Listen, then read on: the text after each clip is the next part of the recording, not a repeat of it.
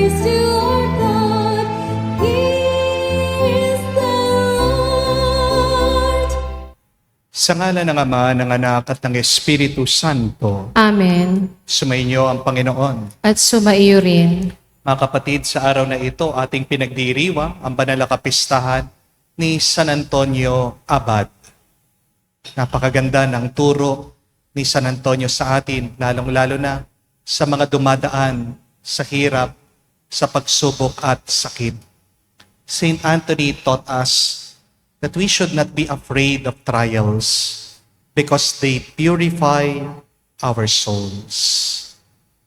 Mahirap, mabigat ang may sakit. Pero kapag nakikita natin ang halaga niyan, pinapabuti ang ating kaluluwa. Magtitiis tayo, magtsatsaga tayo, at magpapasensya tayo. At isang sandata at gamot para karanas tayo ng kaginhawahan sa gitna ng ating sakit ay ang panalangin. Dahil ang turo din ni San Antonio that prayer is the breath of the soul. Para makahinga ang ating kaluluwa, kailangan nating magdasal. Ang pinakamataas na klase ng panalangin ay ang banal na misa. Tayo nagpapasalamat sa Diyos dahil binibigay niya ang kanyang katawan at dugo, pampalakas hindi lang ng ating mga kaluluwa o hindi ng ating pangangatawan. Kaya naman mga kapatid, para tayo makitang karapat-dapat muli makatanggap sa mga banal na misteryo, tayo magpakumbaba, hilingin natin muli ang kanyang awa. Inaamin ko Sa makapangyarihang Diyos at sa inyo mga kapatid, lubha akong nagkasala sa isip, sa salita at sa gawa at sa aking pagkukulang.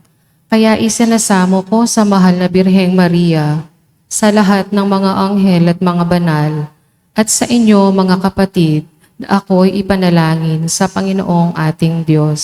kaawaan tayo na makapangyarihang Diyos. Patawarin tayo sa ating mga kasalanan. Patnubayan tayo sa buhay na walang hanggan. Amen. Panginoon, kaawaan mo kami. Panginoon, kaawaan mo kami. Kristo, kaawaan mo kami. Kristo, kaawaan mo kami. Panginoon, kaawaan mo kami. Panginoon, kaawaan mo kami. Manalangin tayo. Ama naming makapangyarihan, pinagbigyan mong ikaw ay mapaglingkuran ni San Antonio Abad na sa disyerto'y nabuhay. Pakundangan sa kanyang pagdalangin, ikaw nawa aming lubusang mahalin sa pagtalikod sa pansariling kaluwagan namin sa pamagitan ni Jesucristo kasama ng Espiritu Santo magpa sa walang hanggan. Amen.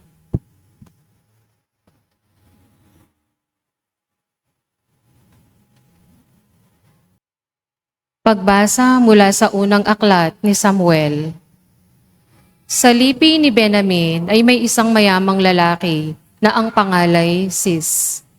Siya'y anak ni Abiel at apo ni Seror na anak ni Becorat at apo naman ni Afaya. Mayroon siyang anak na ang pangalay Saul na nasa kanyang kabataan. Ito ang pinakamakisig at pinakamatangkad sa buong Israel. Minsan, nawala ang mga asno ni Sis. Kaya, inutusan niya si Saul na magsama ng isang katulong at hanapin ang mga asno. Hinalughog nila ang kaburulan ng Ephraim at ang lupain ng Salisa, ngunit wala silang nakita isa man. Nagtuloy sila sa Alim ngunit wala rin. Nagtuloy sila sa Benamin, wala rin silang makita.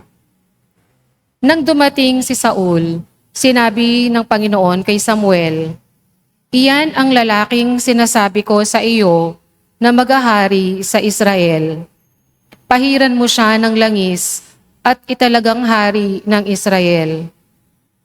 Siya ang magtatanggol sa mga Israelita laban sa mga Filisteo." Naaawa na ako sa nakikita kong paghihirap ng aking bayan. Lumapit si Saul kay Samuel at nagtanong, "Saan po kaya makikita ang manghuhula?" Sumagot si Samuel, "Ako ang manghuhula. Sumama ka sa akin sa altar sa burol at magsasalo tayo sa pagkain. Sa umaga ka na lumakad pagkatapos kong sabihin sa iyo ang gusto mong malaman." Kinuha ni Samuel ang sisidlan ng langis at binusa ng ulo ni Saul. Pagkatapos, hinagkan niya ito at sinabi, "Binusan kita ng langis ng Panginoon upang maging hari ng Israel. Pamamahalaan mo ang kanyang bayan at ililigtas laban sa lahat niyang kaaway." Ang salita ng Diyos. Salamat sa Diyos. Poon, ang bigay mong lakas sa hari nagpapagalak. Poon ang bigay mong lakas sa hari nagpapagalak. Nagagalak ang hari o poon, dahilan sa lakas mong bigay. Siya'y nagagalak sa kanyang tagumpay. Binigyan mo siya ng lahat ng kanyang mga kailangan at iyong dininig kanyang kahilingan. Poon ang bigay mong lakas sa hari nagpapagalak. Dinalaw mo siya na ang iyong taglay ay gintong korona. Iyong pinagpalat, pinutungan siya. Hiling niya'y buhay at iyon ang iyong ipinagkaloob. Buhay na mahaba't walang pagkatapos. Poon ang bigay mong lakas sa hari nagpapagalak. At naging dakila, pinadakila mo ang iyong tulungan. Naging bantog siya't makapangyarihan. Iyong pinagpala na nagpapala mong walang katapusan. Nagagalak siya sa iyong patnubay. Poon ang bigay mong lakas sa hari nagpapagalak.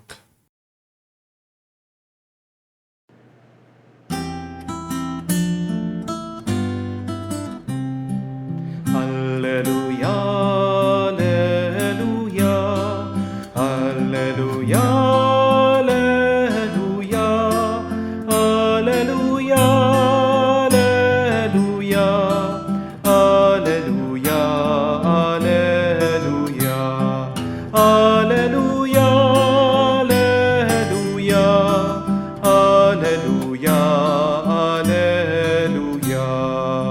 Ikaw, Kristo, ay sinugo upang sa dukhay magturo, magpalaya sa bilanggo. Sumainyo ang Panginoon. At sumaiyo rin. Ang mabuting balita ng Panginoon ayon kay San Marcos. Papuri sa iyo, Panginoon. Nung panong yun, muling pumunta si Jesus sa baybayin ng lawa ng Galilea. Sinundan siya ng napakaraming tao at sila'y tinuruan niya. Nagpatuloy siya ng paglalakad at nakita niya si Levi na anak ni Alfeo, nakaupo sa paningilan ng buwis. Sinabi sa kanya ni Jesus, "Sumunod ka sa akin." Tumindig naman si Levi at sumunod. Nang si Jesus at ang kanyang mga alagad ay kumakain sa bahay ni Levi, nakisalo sa kanila ang maraming publikano at ang mga makasalanang sumusunod sa kanya. Nakita ito ng ilang eskribang kabilang sa pangkat ng mga Pariseo at tinanong nila ang kanyang mga alagad, bakit siya sumasalo sa mga publikano at sa mga makasalanan? Narinig ito ni Jesus. At siya ang sumagot, "Hindi nangangailangan ng manggagamot ang walang sakit, kundi ang may sakit. Naparito ako upang tawagin ang mga makasalanan, hindi ang mga banal." Mga kapatid, ang mabuting balita ng ating Panginoon. Pinupuri ka namin, Panginoong Heso Kristo. Magandang araw po muli sa inyong lahat. Paano po kaya, halimbawa, kung nakaimbento sila ng salamin o lens, na kapag sinuot mo, hindi lang muka ang makikita mo, kung hindi pati yung ugali ng tao. Paano kaya kung nakaimbento sila ng ganong salamin? Kapag sinuot mo, makikita mo yung laman ng puso ng tao. Ano kaya mangyayari kapag merong ganong klaseng salamin? Na kapag sinuot mo, makikita mo, malalaman mo, pati yung iniisip ng tao. Parang x-ray ng pagkatao. Sigurado ko po, bebenta yan, mabili yan. At ang unang bibili dyan ay ang mga babae. Bakit? Maaaring ang sagot ng iba sa inyo, Father, para malaman ko kung nagsisinungaling ang asawa ko. Para malaman ko kung ano ang tinatago niya. Di po ba? Bibili din po sigurado ang mga lalaki sa inyo. Noong sabi ng iba, Father, maganda yan. Para finally maintindihan ko na ang aking asawa. Para malaman ko kung ano ang nasa isip niya, bakit bigla na lang siyang walang kibo, tumatahimik. Para malaman ko kung bakit ayaw niya akong kausapin. At para hindi na kami nag-aaway kapag tinanong ko, anong gusto mong kainin? Tapos sasabihin niya, bahala ka. Pag meron akong binili, ayaw naman pala, hindi pala yon ang gusto niyang kainin. Pero mga kapatid, alam niyo po ba kung anong mangyayari? Kung may maiimbento man sila na ganyang salamin o lens, wala na pong mag-aasawa, wala na pong magtitiwala, at wala nang magmamahalan. Kasi kung araw-araw mong makikita yung kahinaan, ang sablay, ang kasalanan ng tao, madali mapapagod ka. Amen? Mabilis, mawawalan ka ng gana. Amen? Salamat sa Diyos. Wala pa silang inimbento o ginawang ganyang lens o salamin sa mundo. Pero mga kapatid, pakaisipin niyo po ito. Ang Diyos may ganyang kakayahan. Si Lord, kita niya ang lahat.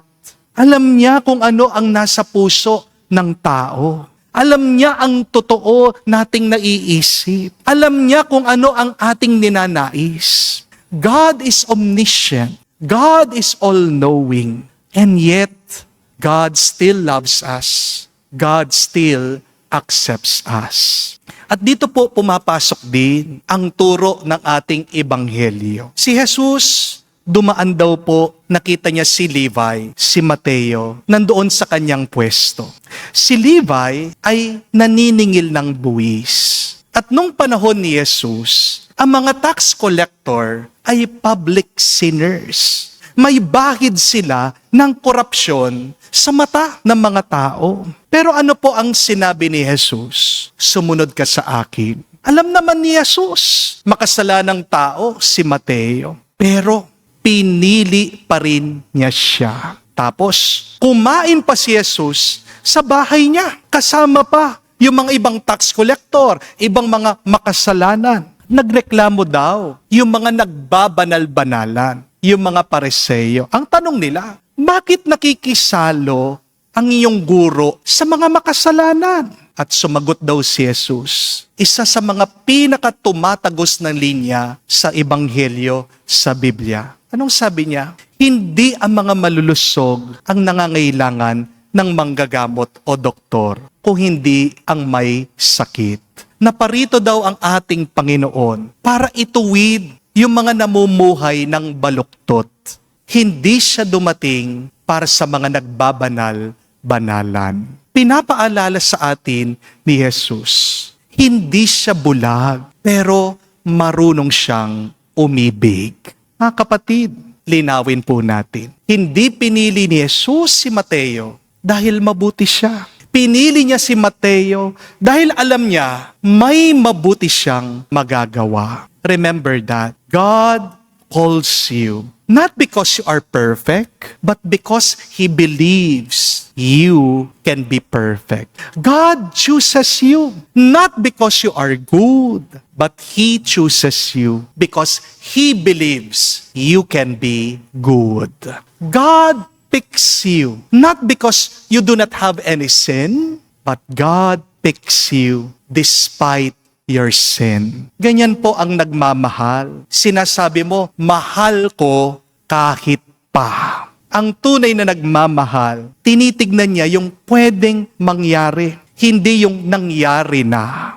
Minsan kasi kapag may maling ginawa ang isang tao, napakabilis nating maglagay ng label. Di po ba? Ano sinasabi natin? Ganyan na talaga yan. Hindi mo na mababago. Wala nang pag-asa yan. Manloloko yan. Babaero yan. Sugarol yan. Mabisyo yan. Sinungaling yan. Mayabang yan. Hindi marunong magbayad ng utang yan. Pero si Jesus, hindi siya naglalagay ng kahon sa tao. Ang ating Panginoon nagbubukas ng pintuan. Kung talagang Kristiyano ka, kapatid, sana bigyan mo naman ng chance ang mga nagkamali. Sana bigyan mo pa ng isang pagkakataon yung mga nagkasala. Because our past do not define us. Our mistakes should not limit us. Mga kapatid, ito ang malaking tanong. Kung si Lord may X-ray lens, nakikita niya ang lahat, pati ang kasalanan mo, bakit siya hindi umaayaw sa iyo? Kahit na alam niya ang lahat ng kahinaan natin, pinipili pa rin niya tayong mahalin. Kasi ang Diyos hindi tumitingin sa kung ano ka ngayon. Ang tinitignan ng Diyos, ano pa ang pwedeng mangyari sa'yo kapag hinawakan mo na ang grasya niya. Parang pong si Saulo sa lumang tipan, pinili siya ng Diyos, naging hari siya, may sablay din siya. Nagselos siya kay David, nagkaroon siya ng mga pagkukulang ng kasalanan, pero ginamit pa rin siya ng Diyos sa maraming tagumpay para sa bayan ng Israel. Parang din po si Mateo, may madilim din siyang kahapon. Meron din siyang kahinaan, kasalanan, naging corrupt din siya. Pero pinili siya ni Jesus na maging apostol. At sa huli, isa siya sa mga sumulat sa Ebanghelyo sa mabuting balita.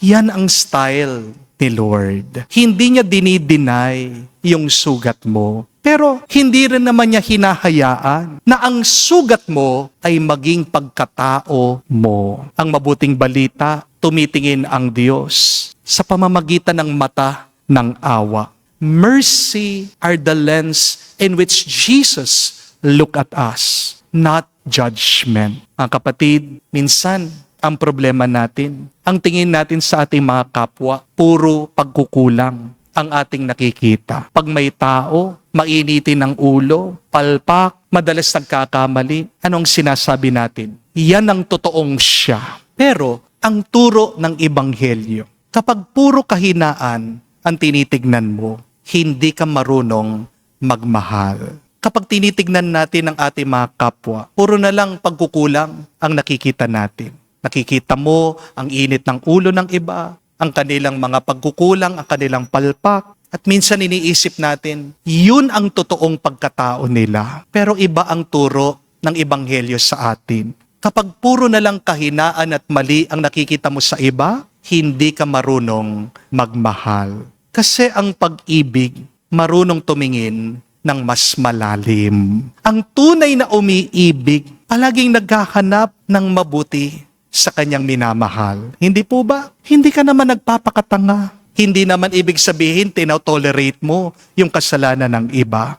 Pero tandaan mo, banal ka, kapatid. Kapag pinipili mong tignan yung potensyal, yung mabuting pwedeng magawa ng tao, kesa dun sa kanyang pagkukulang. Lahat naman po tayo, babagsak, madadapa, magkakamali. Minsan, lalayo tayo sa Diyos. Minsan, tayo nalilito. Minsan, tayo'y maliligaw. Pero, meron pa rin pagkakataon na bumalik at magpakabuti. Mga kapatid, ang mahalaga, hindi kung paano tayo nagsimula. Ang mas mahalaga, paano tayo matatapos sa ating paglalakbay. It does not matter how you started. What matters is how you finish. Are you going to finish strong? Are you going to finish good? Are you going to finish as a holy child of God? Mga kapatid, baka ang hinahanap mong tao ay yung perpekto. Pero isang masakit na katotohanan, walang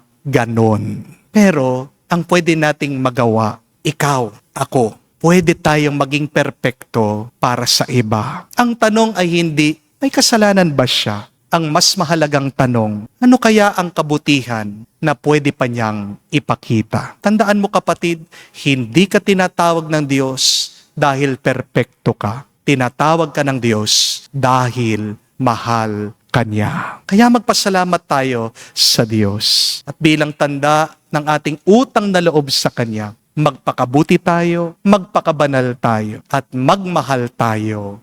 Amen. Tumayo po tayo. Alay po natin sa Diyos ang ating mga dasal at panalangin. Dumating si Kristo upang tawagin ang mga makasalanan at sila ay naligtas. Mulat sa tawag na ito, may kababaang loob. Ilapit natin ang ating mga panalangin sa Ama at ating sabihin, Panginoon, dinggin mo kami. Panginoon, dinggin mo kami. Ang ating simbahan naway makita bilang mapagpagaling na tahanan ng mga mahihina at mga makasalanan. Manalangin tayo sa Panginoon. Panginoon, dinggin mo kami. Ang mga nasa pampublikong tungkulin naway isakatuparan ng malinis at tapat ang kanilang mga gawain.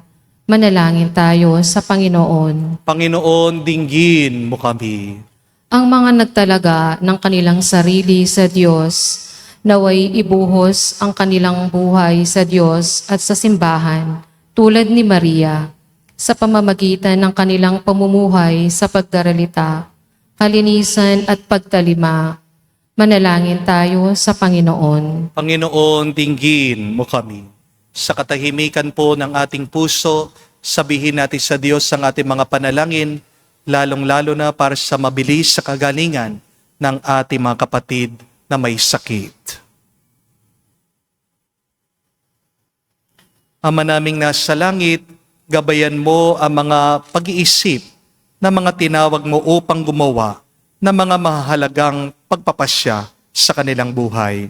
Bigyan mo sila ng mapag-unawang puso, tamang pagpapasya, at maalab na pagnanais na gawin ang anumang kalugod-lugod sa iyo. Hinihiling namin ito sa pamagitan ni Kristo, aming Panginoon. Amen.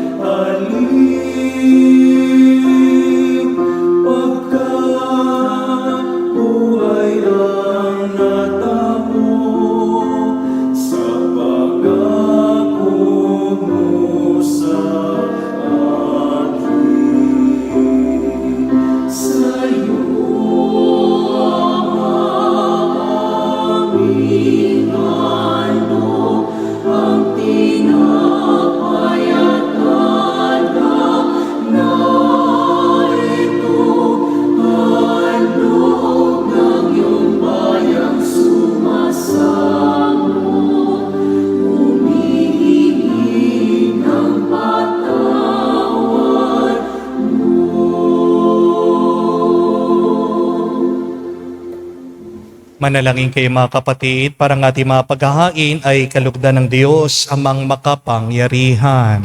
Tanggapin nawa ng Panginoon itong paghahain sa iyong mga kamay, sa kapurihan niya at karangalan, sa ating kapakinabangan at sa buong sambayanan niyang banal. Ama naming lumikha, kalugdan mo ang paglilingkod na aming ginagawa. Sa paghahain ng mga alay ngayon, si San Antonio'y aming ginugunita. Huwag nawa kaming mahadlangan ng anumang makalupa sa pagkakamit namin sa kayamanang pinakadakila ng tanging ikaw lamang sa pamagitan ni Jesucristo kasama ng Espiritu Santo magpa sa walang hanggan. Amen. Sumainyo ang Panginoon. At sumaiyo rin. Itaas sa Diyos sa inyong mga puso at diwa. Itinaas na namin sa Panginoon. Pasalamatan natin ang Panginoong ating Diyos. Marapat na siya ay pasalamatan. Ama naming makapangyarihan, tunay nga marapat ikaw ang aming pasalamatan sa pagpaparangal sa iyong kabutihay. Lagi mong pinapaalingaw-ngaw sa iyong sambayanan sa pagkakaroon ng mga kaanib na maasahan at tapat tulad mo sa pananagutan upang magbunga ang punyagi ng iyong anak na sa iyong pag-ibig kami makatulad ang mga banal na taong tumutulong sa lahat sa pagbibigay halimbawa at pananalangin wagas. Kaya kaisa na mga anghel nagsisiawit ng papuri sa iyo. Nang walang humpay sa kalangitan, kami nagbubunyi sa iyong kadakilaan.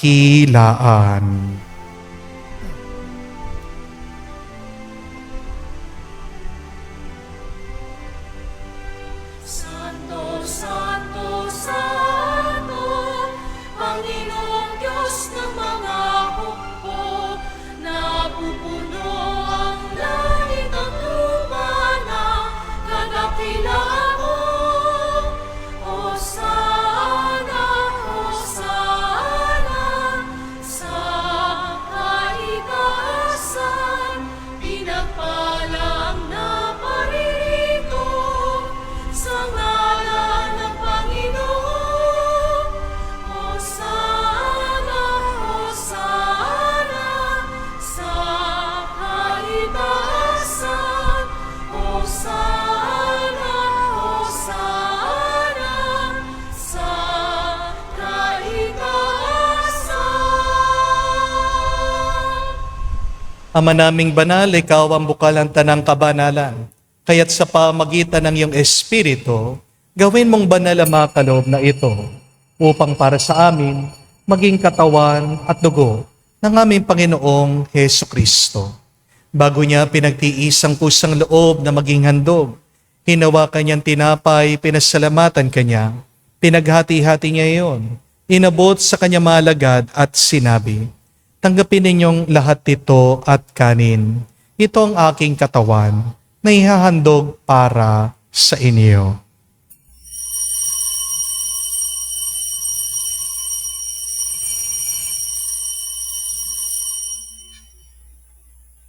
Gayon din naman na matapos ang hapunan, hinawakan niyang kalis, muli kanyang pinasalamatan. Nabot niyang kalis sa kanyang malagad at sinabi, tanggapin ninyong lahat ito at inumin. Ito ang kalis ng aking dugo, ng bago at walang hanggan tipan. Ang aking dugo na ibubuhos para sa inyo at para sa lahat, sa ipagpapatawad ng mga kasalanan. Gawin ninyo ito sa pag-alaala sa akin.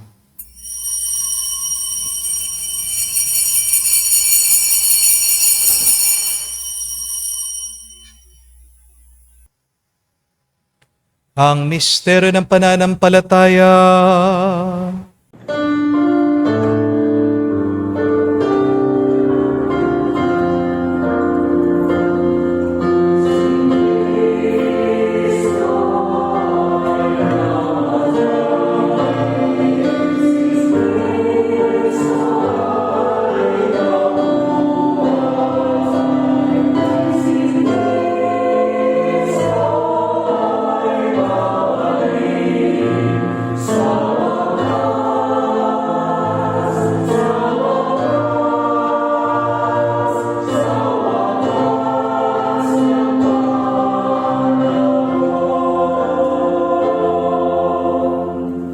Ama, ginagawa namin ngayon ang pag-aalaala sa pagkamatay muling pagkabuhay ng iyong anak. Kaya tinialay namin sa iyong tinapay nagbibigay buhay at ang kalis na nagkakalob ng kaligtasan. Kami nagpapasalamat dahil kami iyong minarapat na tumayo sa harap mo para maglingkod sa iyo. Sinasamo namin kami magsalo-salo sa katawan at tugon ni Kristo ay mabuklod sa pagkakaisa sa pamagitan ng Espiritu Santo. Ama, lingapin mong iyong simbahan, laganap sa buong daigdig. Puspusin mo kami sa pag-ibig. Kaisa ni Leon ang aming Santo Papa, Florentino, aming Arsobispo, at ng Tanang Kaparian. Alalahanin mo rin ang aming mga kapatid na nahimlay may pag-asang sila'y muling mabubuhay. Gayon din naman lahat ng mga pumanaw. Kawan mo sila't patuloyin sa iyong kaliwanagan. Kawan mo at pagindapatin kaming lahat, makasalo sa iyong buhay na walang wakas. Kaisa na mahal na Birhen Maria, Ina ng Diyos. Kaisa ni San Jose, ang kanyang malwalhating esposo. Kaisa ng mga apostol at lahat ng mga banal na namuhay dito sa daigdig na kalugod-lugod sa iyo. May pagdiwang nawa namin ang pagpupuri sa ikararangal mo sa pamagitan ng iyong anak, aming Panginoong Jesucristo. Sa pamamagitan ni Kristo, kasama niya at sa Kanya, lahat ng parangal at papuri ay sa iyo, Diyos Ama, makapangyarihan, kasama ng Espiritu Santo, magpasawalang hanggan. Amen. Amen. Amen. Amen. Amen. Amen. Sa nakagaling na utos sa tunay ni Jesus sa Panginoon natin na Diyos, ipahayag natin ng lakas loob.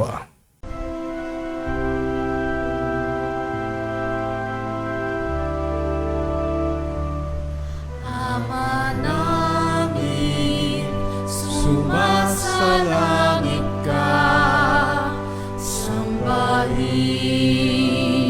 ang ngalan mo, mapasa amin ang kaharian mo, sundin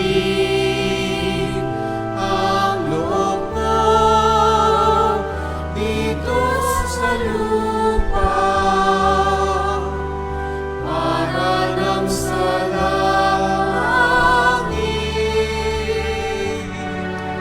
Bigyan mo kami ngayon ng aming kakanin sa araw-araw at patawarin mo kami sa aming mga sala para nang magpapatawad namin sa nagkakasala sa amin.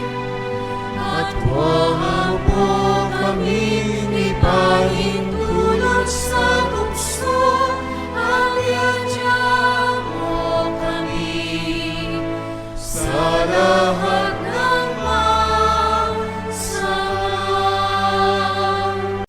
Hinihiling namin kami iadya sa lahat ng masama, pagkalooban ng kapayapaan araw-araw, ligtas sa kasalanan, ilayo sa lahat ng kapahamakan.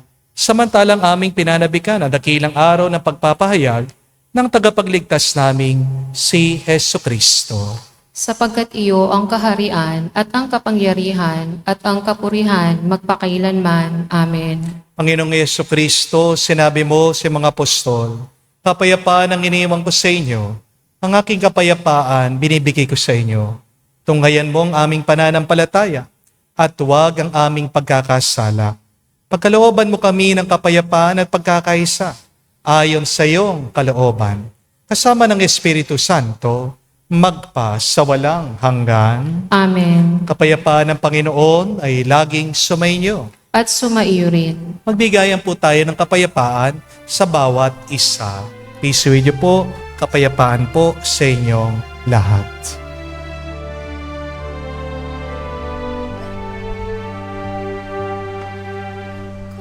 Kordero ng Diyos na nag-aalis ng mga kasalanan ng sanlibutan, maawa ka sa amin, maawa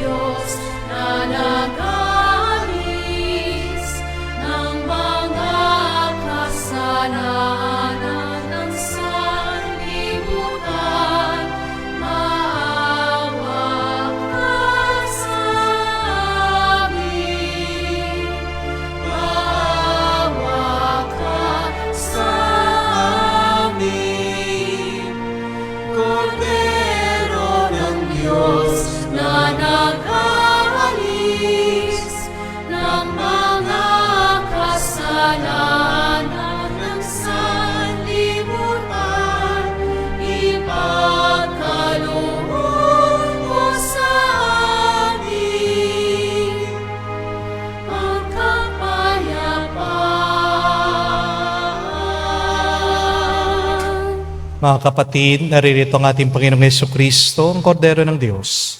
Siya nag-aalis sa mga kasalanan ng sanlibutan. Mapalad tayong lumalapit sa piging ng Kordero. Panginoon, hindi ako karapat-dapat na magpatuloy sa iyo, ngunit sa isang salita mo lamang ay gagaling na ako.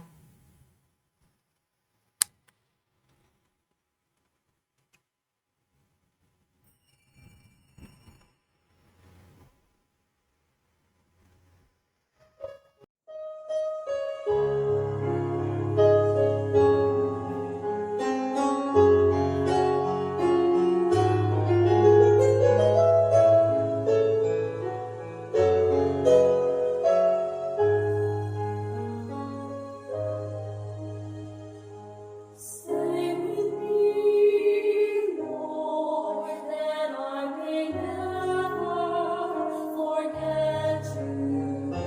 Stay with me, Lord, because I need. Stay with me, Lord, for you are my life. Stay with me, Lord, for you are my life. Oh, I need you, Lord Jesus, in this night of exile. Stay with me, Lord Jesus, in the breaking of the breath of darkness, disperses all darkness.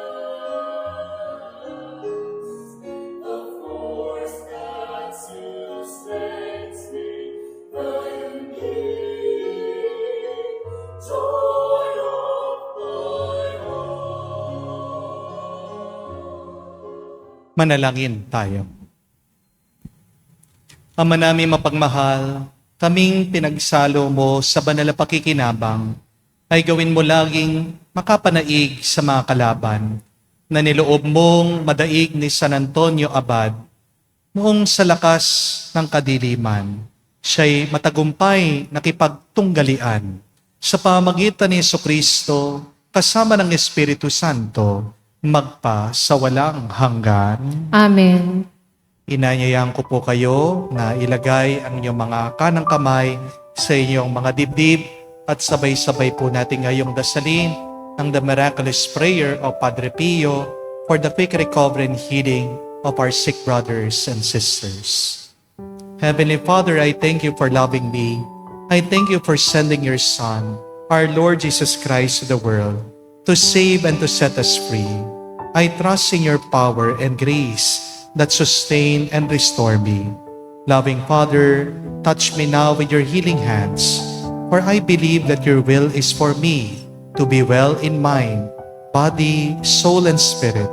Cover me with the most precious blood of your Son, our Lord Jesus Christ, from the top of my head to the soles of my feet. Cast out anything that should not be in me. Root out any unhealthy and abnormal cells. Open any blocked arteries or veins, and rebuild and replenish any damaged areas. Remove all inflammation and cleanse any infection by the power of Jesus' precious blood. Let the fire of your healing love pass through my entire body to heal and to make new any diseased areas, so that my body will function the way that you created it to function. Touch also my mind and my emotion, even the deepest recesses of my heart. Saturate my entire being with your presence, love, joy, and peace, and draw me ever closer to you every moment of my life. And Father, fill me with your Holy Spirit and empower me to do your works, so that my life will bring glory and honor to your holy name. I ask this in the name of Jesus Christ, our Lord. Amen. We ask for the intercession of our Blessed Mother Mary. Hail Mary, full of grace, the Lord is with you. Blessed are you among women, and blessed is the fruit of your womb, Jesus. Holy Mary, Mother of God, pray for us sinners, now and at the hour of our death. Amen. Padre Pio o Pietrelcina, Pray for us.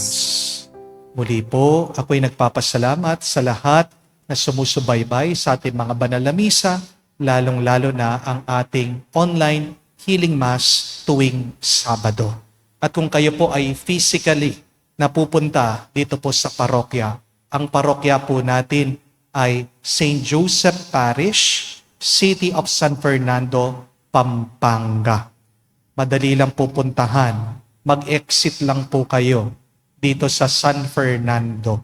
Punta po kayo doon sa Robinson Star Mills. Magtanong po kayo sa mga nagtatricycle doon. Sabihin niyo po yung parokya ni San Jose sa likod ng University of the Assumption. Ituturo po nila sa inyo. At bawat Sabado po, meron tayong healing mass. At kamukha po ng aking sinabi, libre lang po ang mga oil na aming binibigay. Meron pa rin pong nagko-comment. Meron pa rin pong mga nagtatanong kasi, Father, magkano ba yung oil? Muli po, hindi kami nagtitinda, nagbebenta ng oil. Dahil kasalanan po ang pagtitinda ng banal na bagay. Pasensya din po kung hindi namin madideliver sa inyo yung mga oil.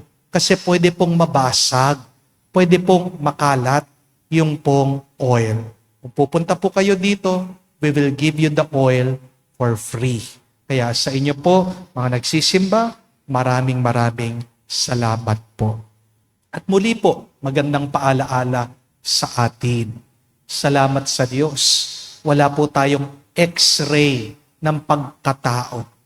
Kasi kung palagi nating nakikita yung masamang ugali, masama na loob ng tao, magsasawa tayo, mapapagod tayo, hindi na tayo makakapagmahal.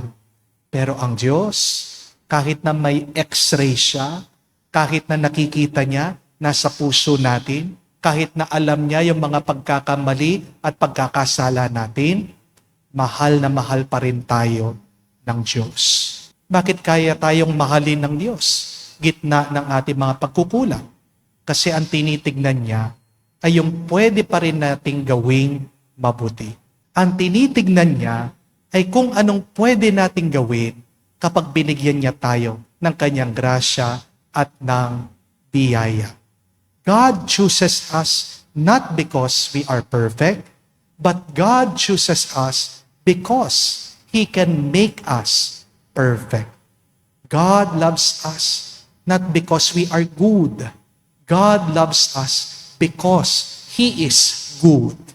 Kaya kung yan ang Diyos na iyong sinasamba, kapatid, matuto ka namang magbigay ng chance at pagkakataon sa iba. Kala mo naman, hindi ka nagkakasala. Hindi po ba? Sumasakit ang loob mo sa iba dahil nasaktan ka nila. Ikaw din naman, nakakasakit ka sa iba. Hindi po ba? Sana wag mo naman ikahon ang ibang tao dahil sa kanilang pagkakamali. Dahil kahit nagaano kasama ang isang tao, may magagawa pa rin siyang mabuti. Naway si San Mateo maging halimbawa natin sa buhay pagpapakabanal. Kung merong isang tao na talagang nagbibigay sa iyo ng sakit ng loob, sakit ng ulo, pray for him to Saint Matthew. Pagdasal mo kay San Mateo na ang taong yan ay magbago, magpakabuti, at magpakabanal na. Sumainyo ang Panginoon. At sumaiyo rin. At kayo'y basbasan ng Diyos, makapangyarihan sa lahat, sa ngalan ng Ama, ng Anak, ng Espiritu Santo. Amen. Ang ating misa ay natapos na. Pumayo kayo sa kapayapaan ni Kristo. Salamat sa Diyos.